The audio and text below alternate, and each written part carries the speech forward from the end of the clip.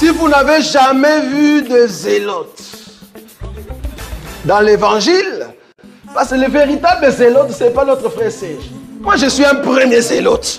Parce que j'ai donné la définition de ces zélotes-là. Nous sommes des hommes qu'on a déjà tués depuis longtemps. Un cadavre qui marche. Parce qu'en réalité, nos vies sont cachées en Christ et Jésus ou dans le lieu céleste. Donc, si tu me touches, je suis un zélote. On n'a pas peur. C'est à l'heure du parfait que nous pouvons adorer notre Dieu. C'est à l'heure du parfait que nous pouvons dire de merveilles de notre Dieu. Alors nous allons prendre nos Bibles et nous allons continuer. Il y a de cela des semaines que je suis en train de parler de ce thème que nous avons intitulé dans le livre de Luc chapitre 1er à partir du 5e jusqu'à 11e verset. C'est là où nous sommes en train de partager la parole de Dieu. Nous sommes en train de voir à l'heure du parfait. Ça c'est notre verset clé. Luc, nous avons deux versets clés. Nous avons Luc chapitre 1er, versets 5 à 11. Nous avons 2 Chroniques chapitre 6, 12. Et aujourd'hui, nous allons nous arrêter à 13. Frère, peut nous lire Nous lisons la parole de Dieu dans Luc chapitre 1, versets 5 à 11. La Bible dit: du temps d'Hérode, roi de Judée, il y avait un sacrificateur nommé Zacharie de la classe d'Abia. Sa femme était d'entre les filles d'Aaron et s'appelait Élisabeth. Tous deux étaient justes devant Dieu, observant d'une manière irréprochable tous les commandements et toutes les ordonnances du Seigneur. Ils n'avaient point d'enfants, parce qu'Élisabeth était stérile et ils étaient l'un et l'autre avancés en âge. Or, pendant qu'il s'acquittait de ses fonctions devant Dieu, selon le tour de sa classe, il fut appelé par le sort, d'après la règle du sacerdoce, à entrer dans le temple du Seigneur pour offrir le parfum. Verset 10. Toute la multitude du peuple était dehors en prière à l'heure du parfum. Alors, un ange du Seigneur apparut à Zacharie et se tint debout à droite de l'autel des parfums. Voilà, bien aimé, ce verset de la Bible que nous avons lu, notre premier verset de la Bible, en réalité, jusqu'à aujourd'hui, je n'ai pas encore entré dans les détails de ces versets de la Bible. J'ai juste paraphrasé, j'ai juste passé là-dessus pour nous donner l'aperçu de tout ce que nous sommes en train de parler. Mais lorsque nous allons finir notre sous-thème qui est la prière de Salomon, maintenant nous allons retourner pour exploiter, parce que c'est là où nous allons voir, quand la Bible dit dans le livre de Apocalypse, chapitre combien? Chapitre 5, n'est-ce pas? Verset 7, je crois, la Bible dit que la prière sont... l'encens sont les parfums qui sont... Lisons l'Apocalypse si vous voulez. Apocalypse chapitre 5, je crois, verset 7. Allez-y, papa.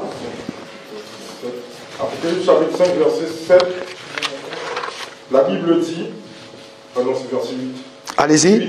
Quand il eut pris le livre, les 4 êtres vivants et les 24 vieillards se prosternèrent devant l'agneau, tenant chacun une harpe et des coupes d'or remplies de parfums. Ok. Qui sont les prières des saints. Ok, remplis de parfums qui sont les prières des saints. C'est là où Apocalypse est en train de nous expliquer. Mais de l'autre côté, nous voyons que c'est Zacharie qui va entrer dans le temple et qui va faire le sacrifice. Et puis nous allons comprendre, cet sacrifice que Zacharie va faire représente quoi?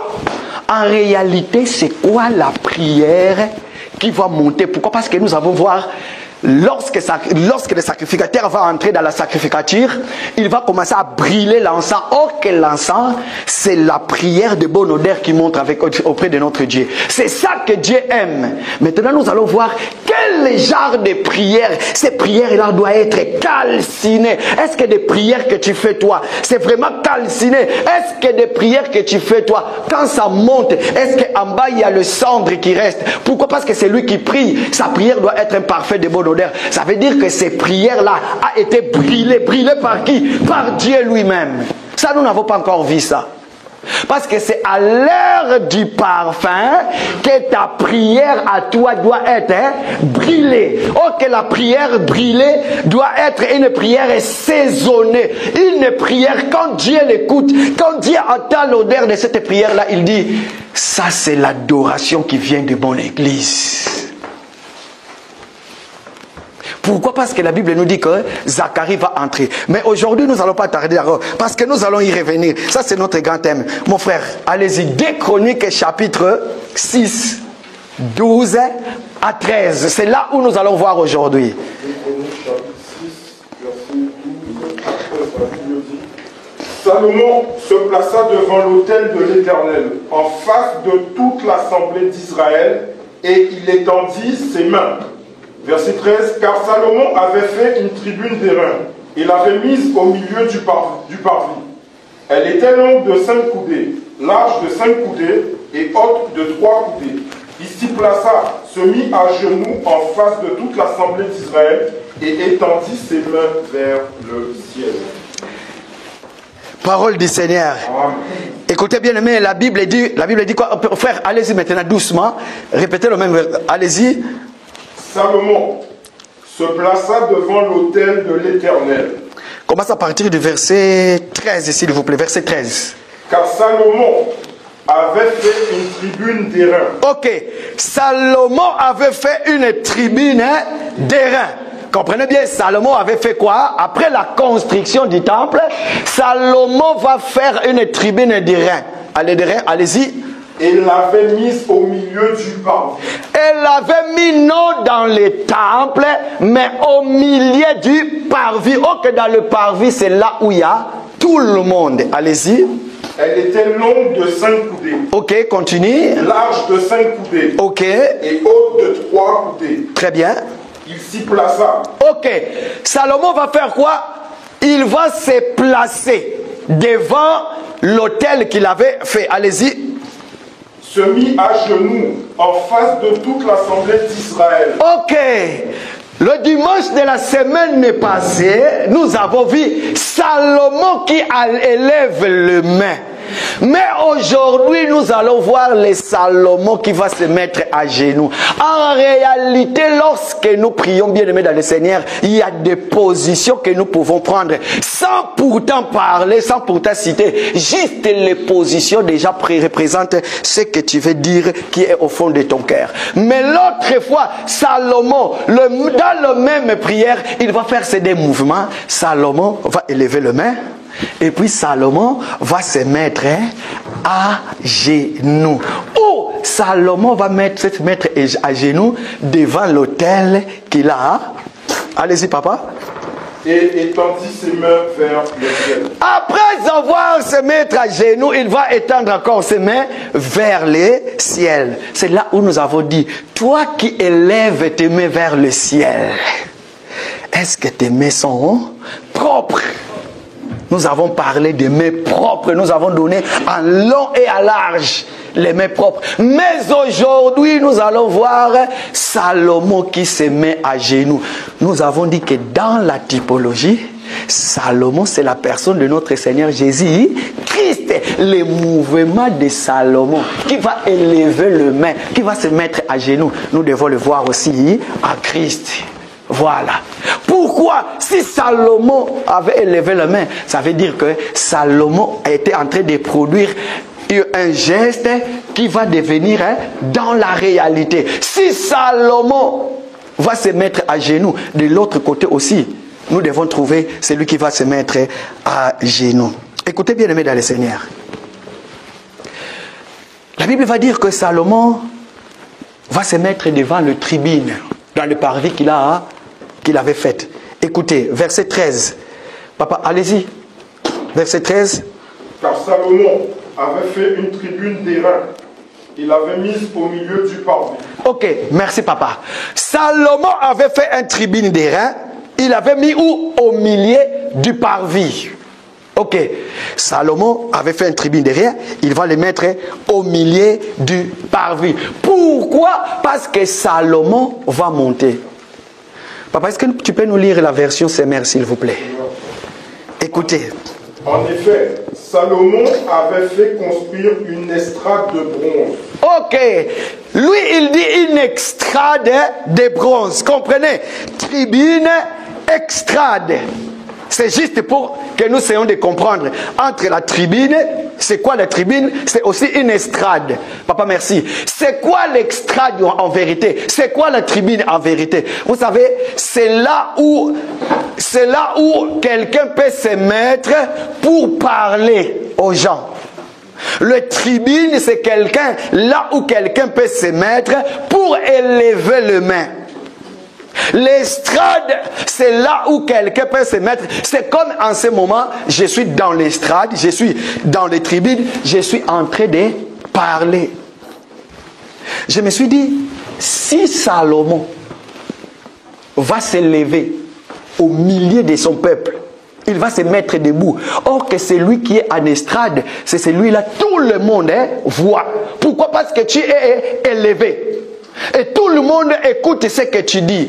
Je me suis dit, c'est vraiment Salomon était juste devant Dieu. Parce que si tu n'es pas juste devant Dieu, le Seigneur ne permettra pas. Écoutez l'assemblée. Si Salomon n'est pas juste, Salomon ne peut pas se mettre dans l'estrade, parler de la part de Dieu ou prier que Dieu puisse l'écouter. Jamais. Je me suis dit, mais c'est quoi cette responsabilité que Salomon a eu? Bien aimé dans le Seigneur, j'ouvre une parenthèse. Quand j'étais en train de méditer là-dessus, je me suis dit que, ok, le Salomon qui va se mettre dans l'estrade, qui va élever les mains, qui va prier. Pourquoi? Parce que la prière de Salomon, c'est pour tout un peuple aussi. Ça veut tout simplement dire dans nos assemblées aussi. Hein? Ça veut dire dans nos assemblées aussi. Toute personne qui va passer devant, parler de la part du Seigneur, diriger la prière, il doit être propre devant Dieu. Parce qu'en ce moment-là, tous nous sommes en train de t'écouter à toi. Tous nous sommes concentrés de voir ce que tu fais. Alors que ce que tu fais, tellement que tu es dans l'estrade, tout ce que tu fais, ça ne peut pas être parce que je suis chez moi, je suis comme ça, et quand je suis dans l'assemblée devant tout le monde, je porte l'habit du moine. Non, non, non, non, non, non, non. Voilà pourquoi je me suis dit, Seigneur, nous savons que tu es Dieu. Écoutez, la Bible dit, hein, les pensées de l'homme qui est caché, Dieu connaît. Il peut aussi nous le révéler. Les mal, même si vous les couvrez, un jour, ça sortira. Oh, merci pour notre Dieu. Parce que notre Dieu, il est celui qui ne couvre plus, mais il est venu pour ôter. Or qu'autrefois, on couvrait, mais cette fois-ci, le Seigneur est venu pour ôter. Voilà pourquoi nous sommes dit, toi qui veux être élevé, ou toi qui es déjà là, debout, en commençant par moi-même, jusqu'à tout le monde, lorsque nous allons découvrir ton vrai caractère, ici tu n'as pas de place. Ici tu n'as pas de place. Vous savez, j'étais en train de dire, Seigneur, quelle responsabilité d'avoir un peuple que le Seigneur a mis sur toi pour que tu puisses diriger. Et que ce peuple-là tous te regardent, toi. Pourquoi? Parce que le Seigneur a voulu que c'est toi qui sois là quand tu vas élever les mains, quand tu vas mettre à genoux, et que le peuple puisse dire oui et amen. Bien-aimé, écoutez-moi très bien.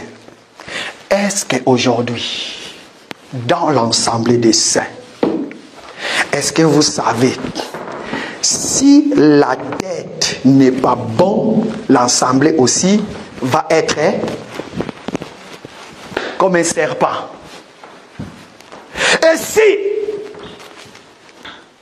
la personne qui dirige l'assemblée, sa vie est comme tout le monde, vous allez comprendre l'état de l'assemblée à partir de celui qui la dirige. Si c'est lui qui dirige l'assemblée, il est dans le péché, il ne veut pas se convertir, c'est en ce moment-là, vous allez comprendre, les avertis vont premièrement aller le voir. Ta conduite n'est pas bonne, répands-toi. Si la personne ne se répand pas, à ce moment-là, on quitte l'assemblée, on s'en va, on part. Pourquoi? Parce que tu veux nous ramener où? En enfer. Toi-même, tu n'es pas digne. Mais par contre, si Salomon était dans l'estrade et que sa prière a été exaucée, nous allons arriver jusque-là. Ça veut dire que Dieu a voulu que Salomon soit là-bas. Dieu a exaucé la prière de Salomon. Merci Seigneur, dans cette assemblée, nous parlons d'abord de nous-mêmes. En tant que ministre de cette assemblée, comme je l'ai toujours dit, bien-aimé dans le Seigneur, toute personne qui montera ici, si et seulement je découvre quoi que ce soit, je suis clair, je ne vais pas porter cette responsabilité devant Dieu. Si ta vie n'est pas conforme selon la parole de Dieu, si toi-même tu es là, tu n'es pas digne d'être appelé serviteur de Dieu, si toi-même tu n'es pas je ne sais pas quoi, je préfère encore que les gens disent frère Gauthier est mauvais. Je préfère encore. Si longtemps nous avons marché selon nous, nous avons posé nos actes selon nous, mais maintenant nous préférons encore l'assemblée, rester avec 3 personnes qui craignent Dieu. Les jours de l'enlèvement, nous puissions partir et que la foule puisse aller là où on peut permettre. Aujourd'hui, tel que nous le voyons dans les assemblées, tout le monde peut faire tout ce qu'il veut. Tout le monde peut faire tout ce qu'il veut. C'est très important. Écoutez bien, aimés dans le Seigneur. Si Salomon s'est mis à genoux, ça veut tout simplement dire, hein, aujourd'hui, toi et moi, nous pouvons répéter cet mouvement. Aujourd'hui, je suis venu nous parler en réalité, hein, nos genoux à nous. S'il vous plaît, pendant que je suis en train de parler, ne m'amenez pas là où toi tu es déjà. Mais écoute très bien, c'est quoi la pensée de l'Éternel? Papa, vas-y, relisez-moi notre verset capital. Écoutez très bien. Nous allons maintenant.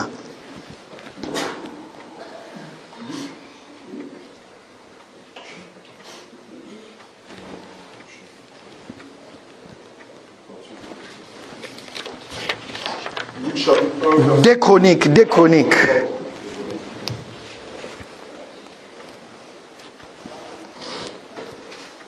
Des Chroniques, chapitre 6, verset 13.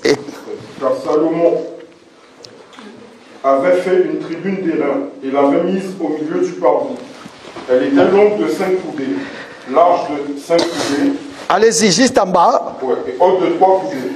Il s'y plaça, se mit à genoux. Ok, arrête-toi là-bas. Salomon s'y plaça et il s'est mis à genoux. Un roi qu'on appelle le roi en Israël, Salomon, qui va se mettre à genoux pour faire quoi? Pour prier. Mais Salomon, tu es roi.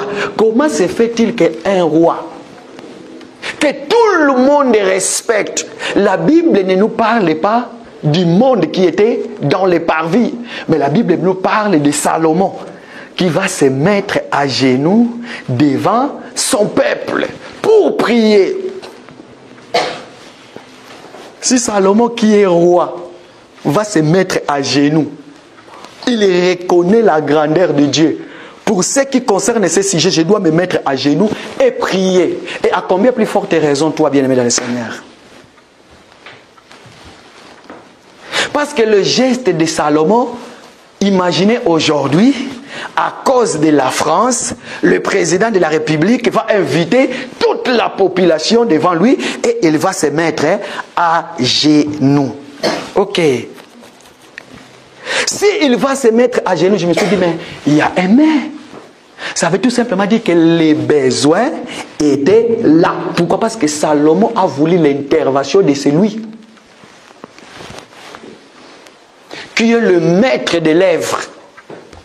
Voilà pourquoi il va se mettre à genoux. Et si toi, Salomon, tu vas te mettre à genoux, mais pourquoi? Pourquoi?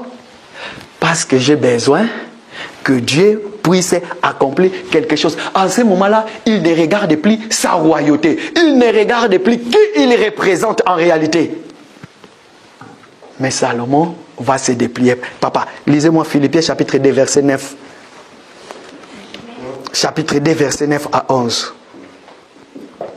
Philippiens chapitre 2, verset 9 à 11, la Bible dit: c'est pourquoi aussi Dieu l'a souverainement élevé et lui a donné le nom qui est au-dessus de tout nom, afin qu'au nom de Jésus, tout genou fléchisse dans les cieux, sur la terre et sous la terre, et que toute langue confesse que Jésus-Christ est Seigneur, à la gloire de Dieu le Père. Donc ça veut dire que si Salomon va se mettre à genoux, Salomon doit reconnaître qu'au-dessus de lui, il y a quelqu'un qui est au-dessus. Il y a quelqu'un qui va s'humilier. Pourquoi? Parce qu'à l'époque, en fait, Salomon était en train de faire quelque chose dans l'ombre et que la réalité va venir dans les jours suivants. Salomon qui va se mettre à genoux. Pourquoi? Parce que la prophétie doit s'accomplir. C'est pourquoi. Allez-y papa, relisez-les. Écoutez ce que la Bible dit. C'est pourquoi Dieu l'a souverainement élevé. Dieu l'a souverainement élevé. Élevé qui? Jésus. Allez-y. Et lui a donné le nom qui est au-dessus de tout nom. Et lui a donné le nom qui est au-dessus le nom de tous les noms. Même si toi, Salomon, tu es le roi, mais sache-le qu'il y a un nom qui est au-dessus de tous les noms que Salomon a reconnu. Pour ce qui concerne la dédicace du temple, pour ce qui concerne la prière, je dois me mettre à genoux. Allez-y, papa. Afin qu'au nom de Jésus. Ok, enfin qu'au nom de Jésus, ce n'est pas le nom de qui que ce soit, ce n'est pas au nom de Salomon. Allez-y, papa. Tout genou fléchisse dans les cieux. Tout genou fléchisse dans les cieux. Sur la terre. Sur la terre. Et sous la terre. Et sous la terre. Merci, papa.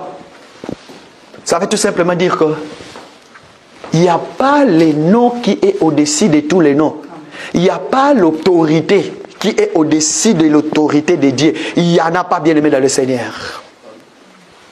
Est-ce que toi, dans tout ce que tu fais, quand tu réfléchis, dans ta marche et dans ta conduite, est-ce qu'il est arrivé un moment quand tu te mets à genoux? Oh, parce que c'est mettre à genoux. Regardez, je suis allé dans la Bible, j'ai vu beaucoup de définitions sur le mot à genoux. S'humilier, se prosterner, se jeter, beaucoup. S'il faut commencer à donner toutes les versets, plus de 30 quelques, c'est là où on nous explique c'est quoi les genoux. Je me suis dit non, je vais m'arrêter là. Je vais tout simplement que chaque position, chaque mouvement de Salomon, que cela puisse nous interpeller.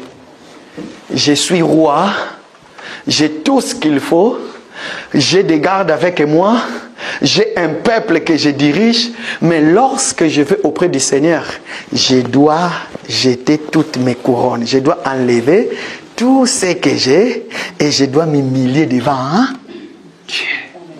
Ah! Toute personne qui va aller à la rencontre de notre Seigneur, tu dois ôter tous tes galons à toi et tu dois te jeter entre les pieds du Seigneur. Tu ne peux pas parler à Dieu tout en étant debout. J'ai dit debout, pas dans le sens du mot, mais debout selon l'orgueil, debout selon les péchés, debout selon tout ce qui incarne le monde. Or que c'est lui qui va auprès de notre Dieu. Quand tu te mets à genoux, tu te jettes par terre, ça veut tout simplement dire Seigneur, je reconnais que tu payes tout et que moi je suis rien.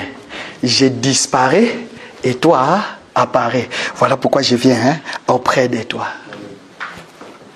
Quand tu as déjà prié à genoux et que tu t'es regardé ton cœur à toi et que tu t'es regardé toi-même, tu te dis que non, je suis digne d'être, je suis digne de se mettre à genoux, ou bien je suis debout. Parce qu'il y en a qui vont prier, il est à genoux, mais le Seigneur ne te voit pas à genoux. Tu es à genoux, mais le Seigneur te voit debout.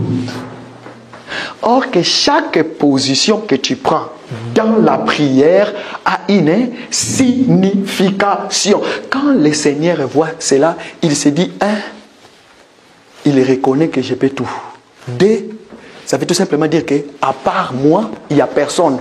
Il s'est humilié auprès de moi. Mais, écoutez, il n'y a pas que ça. Même les démons... Papa, lisez-moi. Écoutez. Écoutez, Marc chapitre 5, versets 6 à 10. Allons-y, papa. La Bible dit, ayant vu Jésus de loin, il accourut, se prosterna devant lui, et s'écria d'une voix forte, qu'y a-t-il entre moi et toi, Jésus, fils du Dieu très haut? Je t'en conjure au nom de Dieu, ne me tourmente pas. Car Jésus lui disait, sors de cet homme, un esprit impur. Réalisez, papa, allez-y, allez-y s'il vous plaît. Marc chapitre 7 à partir du verset 6. Ayant vu Jésus de Arrête-toi jusqu'au verset 9, allez-y. Ayant vu Jésus de loin, il accourut, se prosterna devant lui, et s'écria d'une voix forte, qu'y a-t-il entre moi et toi? Merci papa, arrête-toi là-bas. La Bible nous parle de ces messieurs qui va voir Jésus venir. Il était possédé en lui-même. Il va courir, il va se jeter, il va se prosterner. Si nous regardons dans d'autres versions, la Bible nous dit que il va se mettre à genoux. Parole de vie, ses mères, ça explique encore, il va se mettre à genoux devant le Seigneur et il va dire quoi? Allez-y papa. Qu'y a-t-il entre moi et toi, Jésus? Qu'y a-t-il entre moi et toi, Jésus? Oh, mais qui c'est qui t'a dit que lorsque tu me verras, tu viens se prosterner devant moi? Bien-aimé dans le Seigneur, merci papa, tu peux t'asseoir. Laissez-moi te dire, si les démons, les sorciers, se sont jetés en face de Jésus, ils se sont mis à genoux en face de Jésus. Sachez que nous, l'église, nous avons l'autorité plus que les démons. Et que ces mêmes démons-là aussi peuvent fléchir les genoux devant toute personne qui a l'esprit de Dieu. Pourquoi? Parce que tout simplement, c'est lui qui habite à nous. Il est plus fort que celui qui est dans le monde. Or que celui qui est dans le monde, c'est qui? C'est le diable avec ses acolytes, les démons. Mais nous sommes dans ce monde, mais nous ne sommes pas. Alléluia. Écoutez bien maintenant. Pourquoi prier à genoux? C'est là où nous avons vu quelques définitions de gauche à droite, par-ci, par-là. Allez-y, papa. Lisez-moi. Nous allons juste exploiter ces versets. Lisez-moi Psaume chapitre 95, versets 6 à 7. Psaume 95, verset 6 à 7. Psaume 95 pour les Français. Psaume 95. Excusez-moi parce que nous sommes avec des Belges dans la salle. Voilà pourquoi j'ai dit Psaume 95. Hein? Voilà. Psaume 95, verset 6 à 16. Allez-y, papa. Venez, prosternons-nous et humilions-nous. Fléchissons le genou devant l'Éternel, notre Créateur. Car il est notre Dieu. Et nous sommes le peuple de son pâturage, le troupeau que sa main conduit. Oh, si vous pouviez écouter aujourd'hui sa voix, n'endurcissez pas votre cœur comme à Mériba, comme à la journée de Massa dans le désert. Jusqu'à 7. Vas-y, réalisez s'il vous plaît, papa, s'il vous plaît. Venez, prosternons-nous et humilions-nous.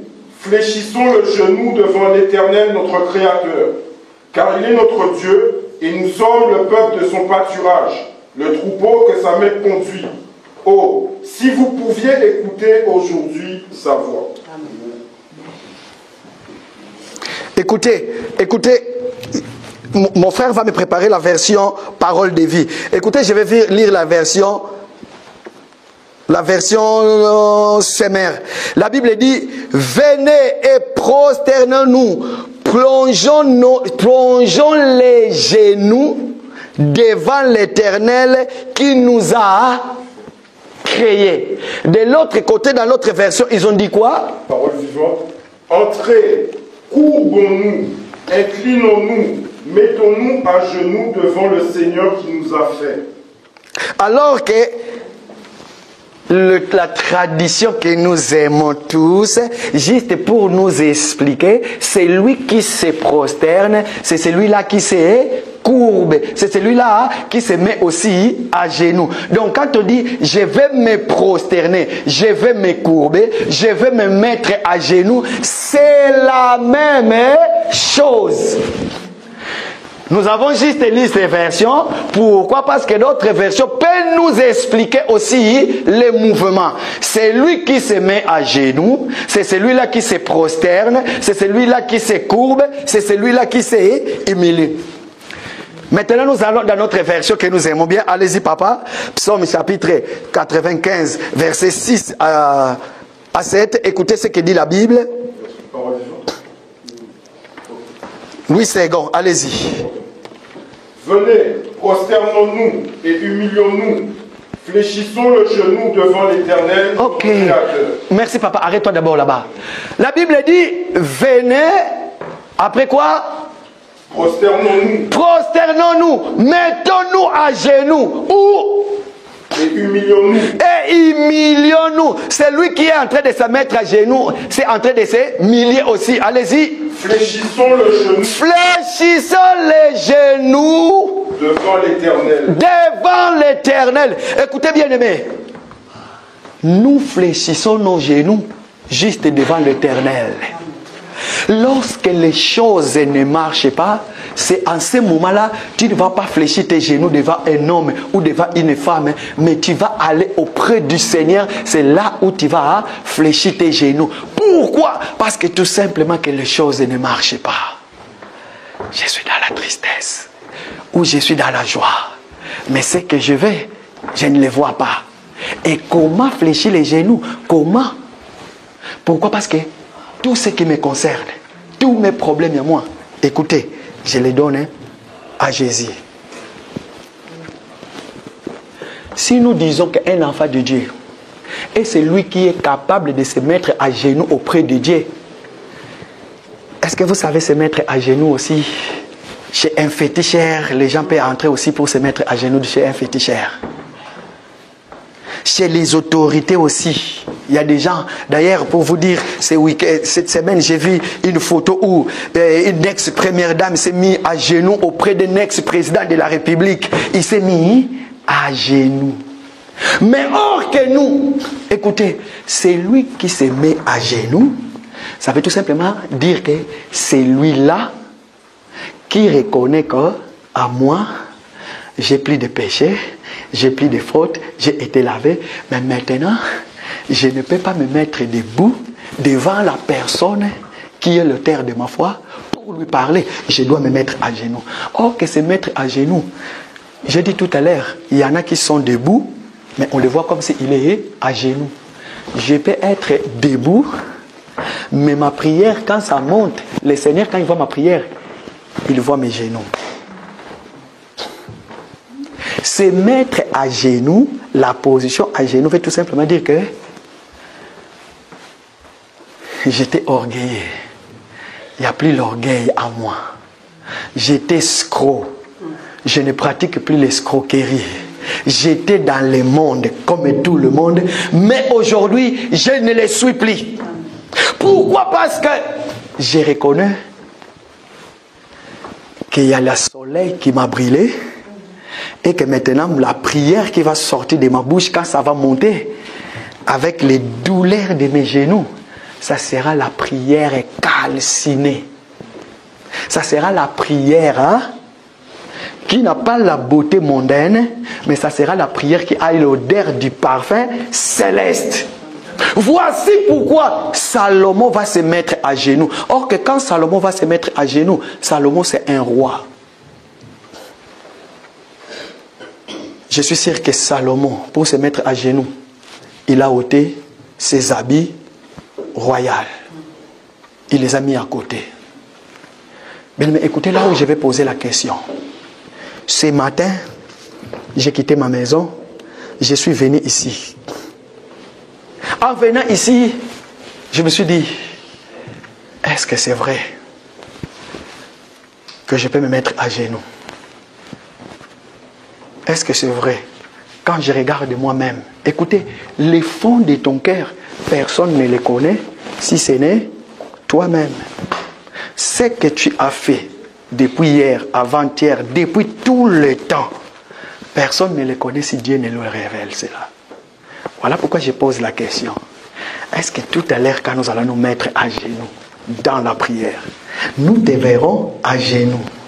Oui, nous te verrons physiquement à genoux. Mais est-ce que ton cœur accompagne les mouvements de ton corps? Pourquoi? Parce que ce que mon corps fait, mon esprit doit être en communion avec ça. Et si mon esprit n'est pas en communion avec ça, ça veut dire que je suis menteur. Voilà pourquoi la Bible dit que nous allons tous nous agenouiller auprès de Jésus. Papa, lisez-moi Ésaïe chapitre 45, verset 23. Écoutez ce que dit la Bible. Écoutez.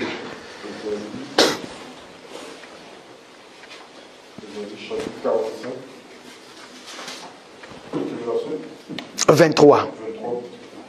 Ésaïe chapitre 45, verset 23, la Bible dit: je le jure par moi-même, la vérité sort de ma bouche, et ma parole ne sera point révoquée. Tout genou fléchira devant moi, toute langue jurera par moi. Tout tes genoux fera quoi? Fléchira devant. Hein? Et quoi aussi? Et toute langue jurera par moi. Lisez encore Romains chapitre 14, verset 11, s'il vous plaît. Romains chapitre 14, verset 11. Romains chapitre 14, verset 11, la Bible dit: car il est écrit, je suis vivant, dit le Seigneur.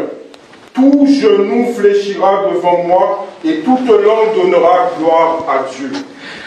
Écoutez, je me suis dit, si Jésus aujourd'hui a reçu le nom qui est au-dessus de tous les noms, ça veut tout simplement, la première des choses, il a été humilié.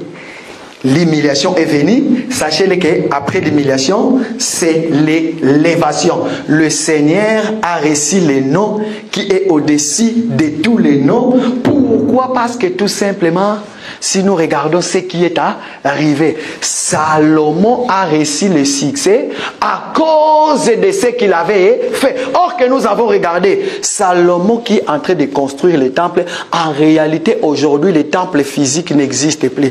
Tu es le temple que Salomon avait construit. Voilà pourquoi lorsque le vrai temple que nous sommes a subi des douleurs de construction, tu étais dans le monde.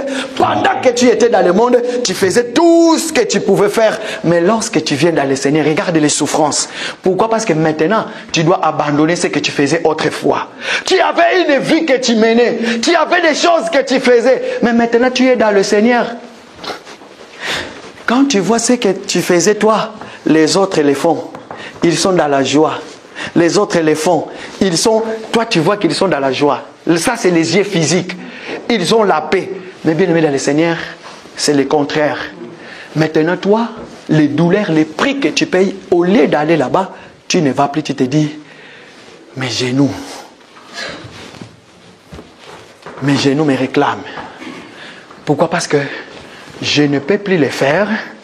J'ai quelqu'un que ma vie dépend de lui, devant lequel je dois me mettre à genoux. Pourquoi? Parce que quand je vais me mettre à genoux, j'aurai les douleurs de mes genoux. Or que se mettre à genoux, toi tu te vois que tu t'es humilié, mais le Seigneur, quand il te regarde, tu n'es pas encore debout, mais il y a la supériorité au-dessus de toi. Toutes les personnes qui se mettent à genoux devant la face de l'Éternel, tu t'es effacé, mais le Seigneur renouvelle en toi quelque chose de très, très, très important. Papa, relisez-nous Romains chapitre 14, verset 11. Car il est écrit, je suis vivant, dit le Seigneur. Ok. Tout genou fléchira Tout genou fléchira devant lui, allez-y. et toute langue donnera gloire à Dieu. Et toute langue donnera gloire à notre Dieu. C'est la victoire. Je l'ai appelé la victoire de l'Église. Pourquoi? Parce que la victoire de notre Seigneur Jésus, c'est la victoire de l'Église aussi. Et si nous disons que c'est la victoire de l'Église, écoutez les versets que nous aimons. Philippiens chapitre 2, versets 9 à 11. Je vais les citer tout à l'heure, papa. Allez-y. Philippiens chapitre 2, versets 9 à 11. La Bible dit: c'est pourquoi aussi Dieu l'a souverainement élevé et lui a donné le nom qui est au-dessus de tout nom. Ok. Afin qu'au nom de Jésus, Afin qu'au nom de Jésus, afin qu'au nom de la parole, tout genou fléchisse dans les cieux, tout genou fléchisse dans les cieux. Ça veut tout simplement dire, allez-y papa. sur la terre, Sur la terre aussi. Pourquoi? Parce que sur la terre, nous écoutons la parole. Or que le nom de Dieu, c'est la parole. Quand tu reçois la parole transforme ta vie. En ce moment-là, tu es en train de fléchir les genoux devant Dieu. Allez-y.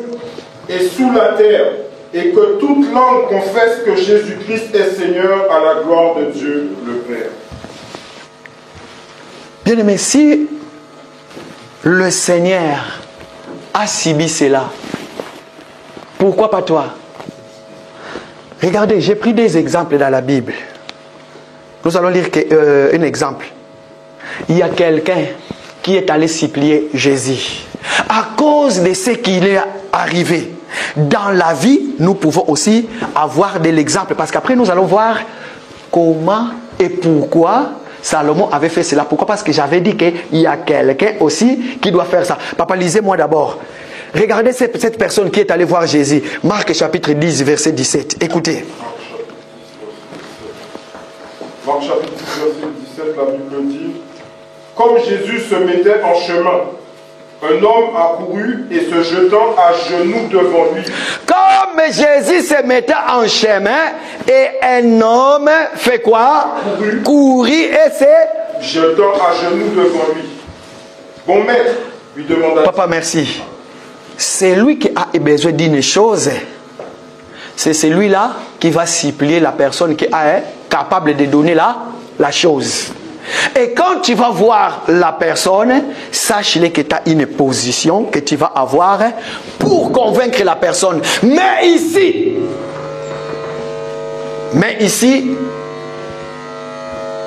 tu ne vas pas t'agenouiller devant un homme, mais tu vas aller t'agenouiller auprès du Seigneur. Pourquoi? Parce que lui-même, papa, allez-y, Luc chapitre 22, verset 41.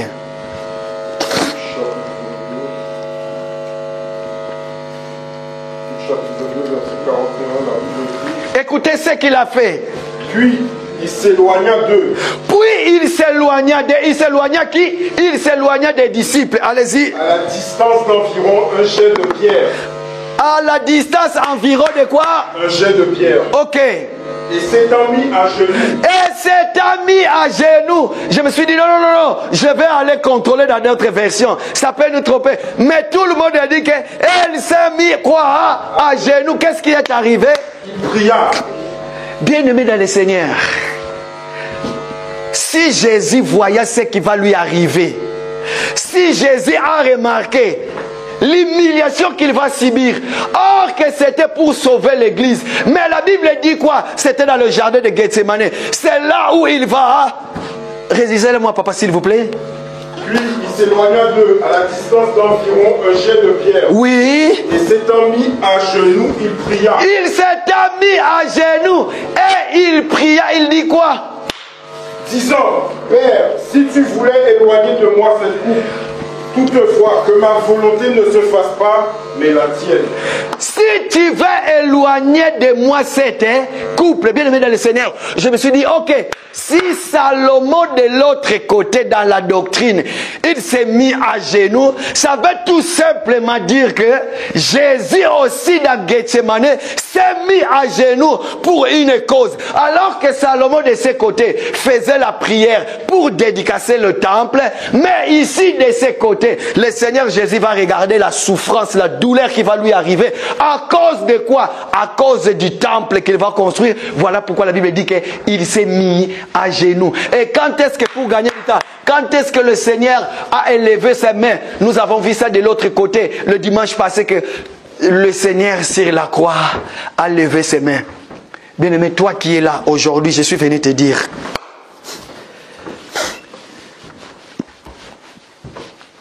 tous tes problèmes à toi, tout ce qui te dérange, même si aujourd'hui si tu as la victoire, même si aujourd'hui tu souffres, même si aujourd'hui les choses ont déjà changé, écoutez, la première personne qui a usé ses genoux à cause de toi, c'est la personne de notre Seigneur Jésus-Christ. Voyant le mal qui va lui arriver, voyant ce que les gens voyaient, que non, le moment est venu, c'est le moment favorable, le diable est venu. Pourquoi? Parce que la Bible disait autrefois, le diable s'est éloigné de lui jusqu'au moment favorable. Et le moment était là. Il peut t'arriver aussi, toi qui es là dans ta vie, un moment, lorsque le diable verra, lorsque les situations seront là, l'unique chose, nous devons nous mettre à genoux. Et quand tu vas te mettre à genoux, qu'est-ce que tu vas dire? Seigneur, si ces problèmes peuvent s'éloigner de moi. Mais alors que Salomon de l'autre côté, il va faire la prière pour dédicacer le temple. C'est ça que nous allons voir le dimanche de la semaine prochaine. Mais toi qui es là, bien-aimé dans le Seigneur, même si tu es debout, même si tu es assis, même si tu es à genoux, quand tu pries, quel genre de position que tu prends? La première des positions, tu élèves tes mains. La deuxième des positions, à genoux. Salomon l'avait fait. Jésus aussi l'avait fait. Pourquoi? Parce que c'était pour un but. C'était pour te sauver toi et moi. Lorsque nous plairons au moment de la maladie, lorsque nous plairons tous les problèmes de la vie qui nous dérangent, est-ce que tu te mets à genoux pour prier? Nous sommes debout ensemble, s'il vous plaît. Aujourd'hui, l'importance de se mettre à genoux dans la prière, même si tu es debout physique, mais tes genoux à toi, est-ce que tes genoux fléchis devant Dieu? Est-ce que Dieu, quand il te regarde, il dit que oui, mon fils, ma fille, ces genoux fléchis devant moi? Est-ce que quand tu regardes tout ce que tu fais dans la vie, est-ce que ça donne gloire à notre Dieu? Voilà pourquoi tu vas élever ta voix là où Dieu. Tu vas dire merci Seigneur pour ta parole, parce que toi tu m'as parlé pour ce qui concerne mes genoux. Élève ta voix maintenant, prions le Seigneur.